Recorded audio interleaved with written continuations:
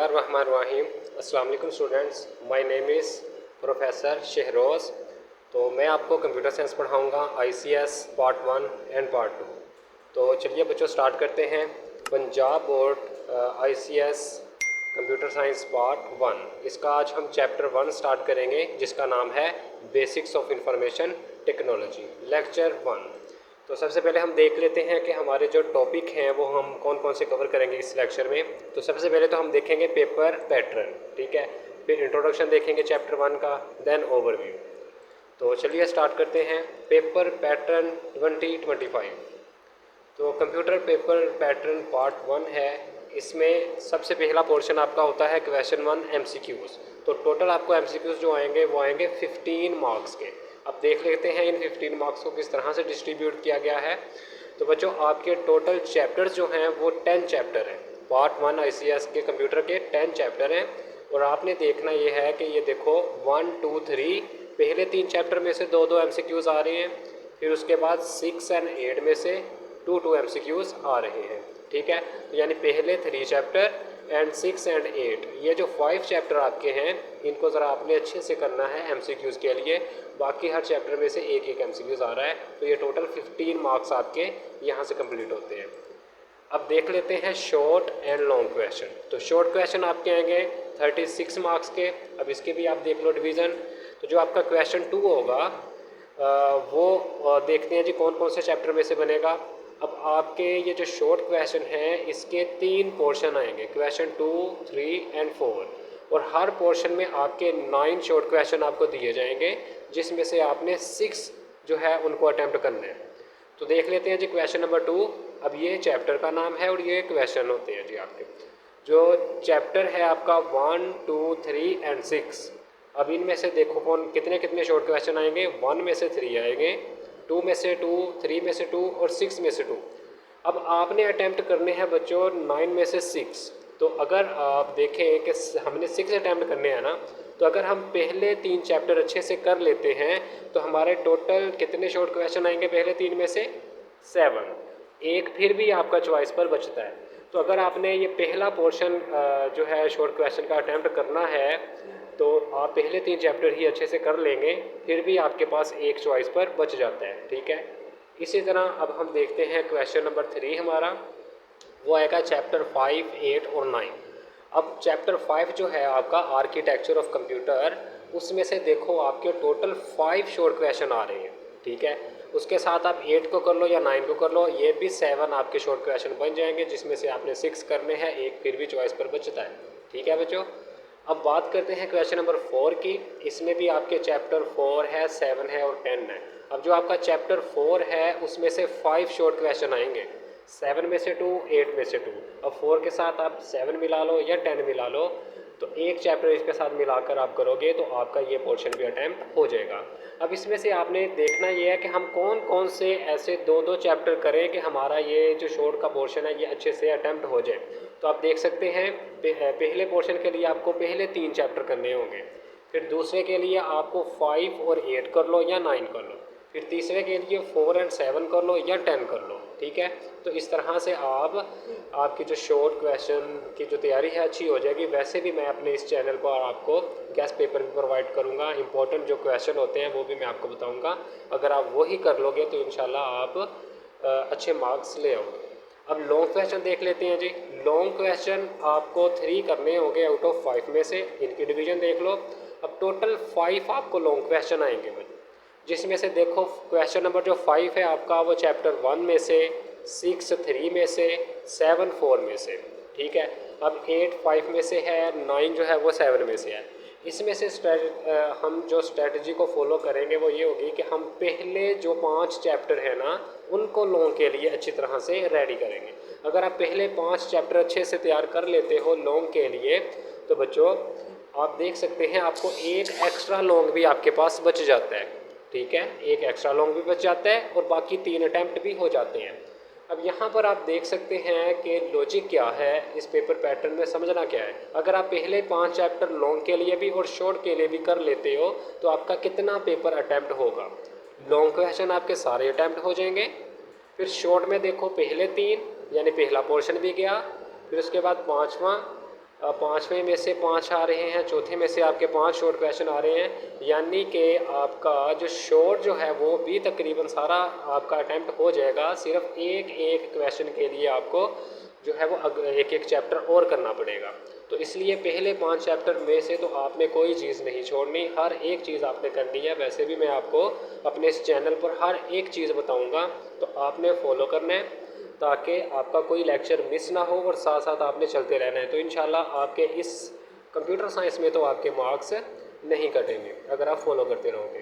तो चलिए बच्चों फिर आगे बढ़ते हैं। चैप्टर 1 है हमारा बेसिक्स ऑफ इंफॉर्मेशन टेक्नोलॉजी। तो इसके बारे में आज हमने पढ़ना है ओवरव्यू इसका।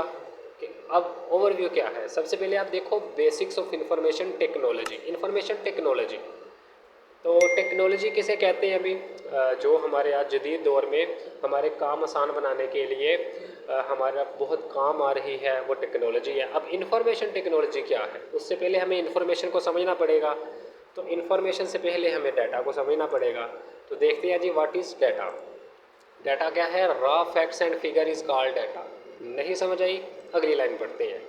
Unprocessed unorganized form of observations that are collected to store in a digital और physical format is called data.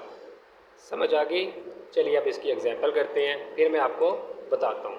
जैसा कि a list of student of a class, a set of images.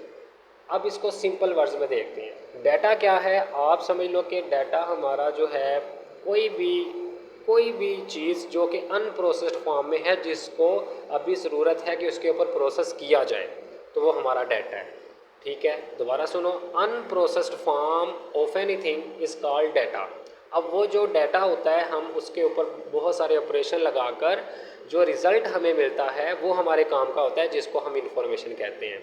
जैसा कि a list of student of a class, के एक class के बच्चों की जो लिस्ट है वो मेरे लिए एक डाटा हो सकता है। अब उस लिस्ट को मैं यूज़ कर सकता हूँ किसी भी पर्पज़ के लिए, यानी कि उस लिस्ट से मैं कोई भी इंफॉर्मेशन निकाल सकता हूँ। अ सेट ऑफ इमेजेस का एक सेट। अब उन इमेजेस को मैं एडिट कर सकता हूँ, उनको मैं कंबाइन करके एक और इमेज बना सकता हूँ, वो तो बात की बात है, लेकिन ये इमेजेस का सेट मेरे पास डाटा होगा। अब इंफॉर्मेशन देखते हैं। अब डाटा के बाद हमें क्या मिलता है जी? इंफॉर्मेशन जब उसके ऊपर प्रोसेस हो चुका होता है। Information is the processed form of data. Information is more meaningful than data. जाहिर सी बात है, जब इंफॉर्मेशन की बात आती है तो वो डाटा से ज़्यादा मीनिंगफुल होती है। उसके बाद it is use to taking decision. अब इंफॉर्मेशन ही ऐसी चीज़ होती है जिसको देखकर हम बहुत सारे डिसीजन लेते हैं, फैसले लेते हैं। फॉर एग्ज़ाम्पल, मैं आपको एग्ज़ाम्पल देता हूँ। जिस तरह तकरीबन 5 ईयर के बाद जो है वो मरदमशुमारी होती है हमारे मुल्क में, तो वो क्यों करते हैं? अब उसमें आप देखते हो कि तकरीबन हर घर के जो अफराद होते हैं उनको गिना जाता है और उनको फिर अपने पास वो रख लेते हैं। फिर वो जो सारा डाटा इकट्ठा किया जाता है उसके ऊपर बहुत सारे स्टैटिकल रूल लगाकर बहुत सारी इन्फॉर्मेशन निकाली जाती है। फिर वो जो इन्फॉर्मेशन होती है उसको जहन में रखते हुए मुल्क का बजट बनता है। तो अब ये जो बजट बनाने का जो फ़ैसला है ये किस पर बेस कर रहा है? हमारी इन्फॉर्मेशन पर, कि जिस तरह की इन्फॉर्मेशन होगी, जितनी जो है वो समझ लो पॉपुलेशन होगी, उसके हिसाब से बजट निकलता होता है। तो ये जो है वो एग्जांपल बेस्ट है यहाँ पर। तो information has meaning and value to recipient. जो इन्फॉर्मेशन होती है रेसिपेंट के लिए उसकी एक वैल्यू होती है, उसका एक मीनिंग होता है। ठीक है जी। फॉर एग्जांपल, जिस तरह न्यूज़ आर्टिकल, एक न्यूज़ आर्टिकल वो हमारे लिए इन्फॉर्मेशन है। हम रोज़ अखबार पढ़ते हैं ना, तो उसके अंदर जितनी भी हम न्यूज़ होती हैं वो हमारे लिए इन्फॉर्मेशन ही तो है। और रिसर्च रिपोर्ट, किसी की भी रिसर्च रिपोर्ट, उसके अंदर जो है वो कोई भी इन्फॉर्मेशन हो सकती है। ठीक है, तो ये है इन्फॉर्मेशन। तो बढ़ते हैं बच्चों आगे। What is information technology. अब इंफॉर्मेशन टेक्नोलॉजी क्या है? इंफॉर्मेशन आपने समझ ली। अब इस इंफॉर्मेशन को एक जगह से दूसरी जगह तक पहुंचाना, that is called information technology by using different technology method. अब वो जो टेक्नोलॉजी है वो कोई भी हो सकती है। जिस तरह आप देखो कि आज से बहुत साल पहले क्या होता था, जब मोबाइल फ़ोन नहीं थे, एक जगह से दूसरी जगह पर पैगाम पहुंचाना होता था तो कैसे पहुंचाते थे? या तो वो हम ख़त लिखते थे जिसको पहुंचने में बहुत दिन लग जाते थे। ठीक है, डाकिया आता था, वो डाक लेकर जाता था, फिर काफ़ी दिन के बाद वो पहुंचाई जाती थी। ठीक है, उससे भी पीछे चलो तो वो पिजन जिसे हम कबूतर कहते हैं उनका इस्तेमाल किया जाता था इन्फॉर्मेशन पहुंचाने के लिए। लेकिन आज के दौर में यूँ ही आपने अगर कोई इन्फॉर्मेशन किसी तक पहुंचानी है तो जस्ट आप अपना फ़ोन ऑन करते हो, व्हाट्सएप ओपन करते हो, वो मैसेज टाइप करते हो और उसे सेंड कर देते हो विद इन सेकेंड, बल्कि सेकेंड से भी पहले वो इन्फॉर्मेशन जो है वो आपकी पहुंच जाती है। तो that is called information technology. अब पढ़ते हैं जी लफ्जी तौर पर। Information technology is the use of computers and digital system to store, process and share information. अब इंफॉर्मेशन टेक्नोलॉजी क्या है? कंप्यूटर्स का यूज़ करके, डिजिटल सिस्टम का यूज़ करके डाटा को स्टोर करना, प्रोसेस करना एंड शेयर करना इंफॉर्मेशन को। ठीक है जी।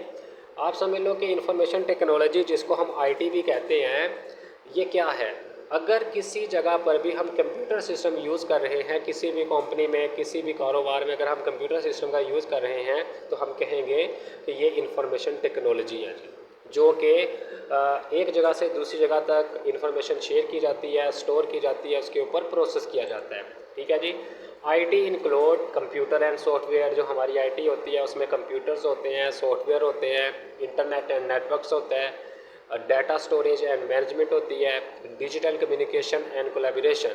यानी कि हमारी जो आईटी है इन पार्ट्स पर जो है वो डिपेंड करती है कि अगर इंफॉर्मेशन टेक्नोलॉजी को आपने अपने कारोबार में, अपने बिजनेस में यूज़ करना है तो आपके पास कंप्यूटर होना चाहिए, रिलेटिव सॉफ्टवेयर होना चाहिए, इंटरनेट होना चाहिए, नेटवर्क्स होने चाहिए। ठीक है। डाटा स्टोरेज के लिए आपको मेमोरी चाहिए। तो ये सारी चीज़ें मिलकर एक इंफॉर्मेशन टेक्नोलॉजी बनाती हैं। समझ लो कि एक सिस्टम हमारा बन जाता है जिससे आप एक जगह बैठकर पूरी दुनिया से कनेक्टेड होकर अपना बिजनेस रन कर सकते हो। जैसा कि फ्रीलांसर्स हैं। अब फ्रीलांसर जो है वो वैसे फिज़िकली जॉब नहीं करते, वो अपने घर पर बैठकर ऑनलाइन अपना बिजनेस रन कर रहे होते हैं, पूरी दुनिया से कनेक्टेड होते हैं और उनको जो है वो उनका काम करके दे रहे होते हैं ड्यू टू इंफॉर्मेशन टेक्नोलॉजी। अब बात करते हैं एग्जांपल की, जैसा कि ऑनलाइन बैंकिंग है। अब हम घर बैठे अपने जो हमारे अकाउंट्स होते हैं उनको मैनेज कर रहे होते हैं ड्यू टू इंफॉर्मेशन टेक्नोलॉजी। अपने ट्रांजैक्शन कर रहे होते हैं, अकाउंट को मैनेज कर रहे होते हैं, एटीएम जो है उसको यूज़ कर रहे होते हैं, वो भी हमारी एक इंफॉर्मेशन टेक्नोलॉजी में आ जाता है। ई कॉमर्स यानी कि हम क्या करते हैं कि इलेक्ट्रॉनिक कॉमर्स करते हैं, शॉपिंग करते हैं, स्टोर वगैरह को मैनेज कर सकते हैं ड्यू टू इंफॉर्मेशन टेक्नोलॉजी। तो चलिए बच्चों आगे बढ़ते हैं। अब इंफॉर्मेशन टेक्नोलॉजी के बाद आ जाता है व्हाट इज़ कंप्यूटिंग। कंप्यूटिंग क्या है बच्चों? कंप्यूटिंग निकला है कैलकुलेशन से। ठीक है जी। जब भी आप कंप्यूटर का यूज़ करके कोई भी डाटा को प्रोसेस करते हो to change in the information, that is called computing. ठीक है। चलिए पढ़ते हैं। Computing is the use of computers to process and manage information. कि कंप्यूटिंग क्या है? कि कंप्यूटर्स का यूज़ करके हम प्रोसेस करते हैं और मैनेज करते हैं इंफॉर्मेशन को, दैट इज़ कॉल्ड कंप्यूटिंग। एक और आप पॉइंट देख लें, it involves using hardware and software to perform task. कि ये क्या करता है? ये हार्डवेयर और सॉफ्टवेयर के कॉम्बिनेशन को मिलाकर जो है वो बहुत सारे टास्क परफॉर्म करता है, प्रॉब्लम सॉल्व करता है and then communicate with others, और फिर उसको दूसरों के साथ शेयर कर दिया जाता है। तो computing in simple word, when we use computer to process data or store data and then perform many other tasks is called computing। अब इसकी एग्जांपल देख लेते हैं। Creating digital art and graphics using software like adobe Photoshop. अब ये जो graphic designer होते हैं वो कंप्यूटिंग ही तो कर रहे होते हैं, यानी कंप्यूटर का यूज़ करके, और उसके अंदर सॉफ्टवेयर कौन सा यूज़ करते हैं?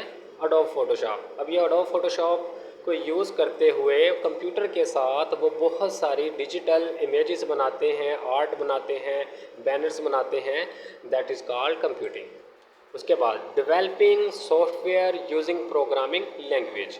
अब प्रोग्रामिंग लैंग्वेज का यूज़ करते हुए बहुत सारे सॉफ्टवेयर डेवलप किए जाते हैं। ठीक है। लाइक जावा एंड पाइथन, ये प्रोग्रामिंग लैंग्वेजेस हैं, इनको यूज़ करते हुए बहुत सारे सॉफ्टवेयर डेवलप किए जाते हैं, तो इसको भी हम कंप्यूटिंग कह सकते हैं। Using computer to control machine और रोबोट्स वगैरह को कंट्रोल करने के लिए कंप्यूटर का यूज़ किया जाता है, तो इसको भी हम कंप्यूटिंग में कंप्यूटर की एग्जांपल कह सकते हैं। Creating website using HTML CSS and JavaScript, यानी ये जो टेक्नोलॉजीज़ हैं इनको यूज़ करते हुए जब हम वेबसाइट्स बनाते हैं, that is also another example of computing. तो आगे हमारी नेक्स्ट डेफिनेशन है डिजिटल कन्वर्जेंस क्या है। What is digital convergence? Digital convergence is the integration of multiple digital technologies. आप कह सकते हो कि बहुत सारे डिजिटल टेक्नोलॉजीज़ की इंटीग्रेशन मीन उनको जोड़ दिया जाता है, आपस में इकट्ठा कर दिया जाता है, platform and services into a single system और डिवाइस। आप कह सकते हैं कि जी एक सिंगल सिस्टम या एक डिवाइस में जब बहुत सारी टेक्नोलॉजीज़ को हम इकट्ठा कर देते हैं, जोड़ देते हैं, that is called digital convergence. For example जैसा कि आपका स्मार्टफोन है, अब आपके स्मार्टफोन में आपको बहुत सारी डिजिटल टेक्नोलॉजीज़ देखने को मिलती हैं, जैसा कि आप समझ लो कि आपका कैमरा है, ठीक है, म्यूज़िक प्लेयर है, ऑडियो प्लेयर है, वीडियो प्लेयर है, आपका ब्राउज़र है। ये सारी डिजिटल टेक्नोलॉजीज़ एक सिंगल फ़ोन में मिलती है आपको, और फिर उस फ़ोन को हम कहेंगे कि ये डिजिटल कन्वर्जेंस है।